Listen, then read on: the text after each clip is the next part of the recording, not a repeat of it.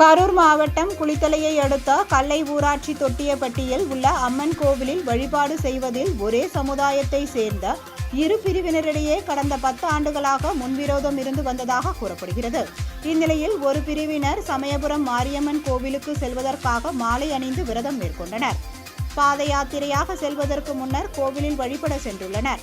அப்பொழுது மற்றொரு பிரிவினர் இங்கு வந்து சுவாமி கும்பிடக்கூடாது என கூறியதால் இருதரப்பினரிடையே தகராறு ஏற்பட்டது. இது குறித்து இருதரப்பின் புகாரின் பேரில் நங்கவரம் போலீசார் விசாரணை மேற்கொண்டனர். இந்நிலையில் அம்மன் கோவிலின் அருகே வாகனத்தில் சுவாமி அலங்காரம் செய்து கொண்டிருந்த போது இரு தரப்பினரிடையே பிரச்சனை ஏற்பட்டது. அப்பொழுது இரு தரப்பினரும் மோதிக்கொண்டனர்.